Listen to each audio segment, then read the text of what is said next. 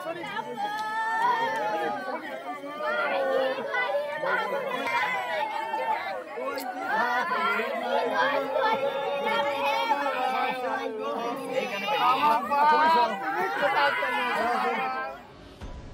মৃতদেহগুলিকে ঘিরে পরিজনেরা কাঁদছেন কেন জানেন?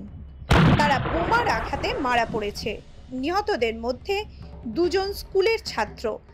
প্রত্যন্ত গ্রামে এরকম ঘটনা কিভাবে ঘটল? প্রশাসন কি করছিল? উঠছে একাধিক প্রশ্ন। আসলে গ্রাম দখলকে কেন্দ্র করে বীরভূমের লাভপুর থানা এলাকার হাতিয়া গ্রামে দুই পক্ষের মধ্যে ব্যাপক উত্তেজনা দেখা দেয়। শুক্রবার রাতে দুপক্ষের সংঘর্ষে দফায় দফায় অশান্তি ছড়ায়। শনিবার সকালে পুকুরের পাড়ে বসে থাকলে আচমকা বোমার আঘাতে দুজন ছাত্রের মৃত্যু হয়। তাহলে এটাই কি কেষ্টর উন্নয়নের বীরভূম? করছিল কাল রাত্রে থেকে গ্রাম ছাড়া ছিল, রাত্রে বোম নিয়ে চলে আসে, গ্রামে আক্রমণ করেছিল আমাদের সারা রাত বোম চার্জ করে নিয়ে। আমার বেটারা বসেছিল বাস স্ট্যান্ড, ওইখানে বোম মেরে দিয়ে চলে যায়।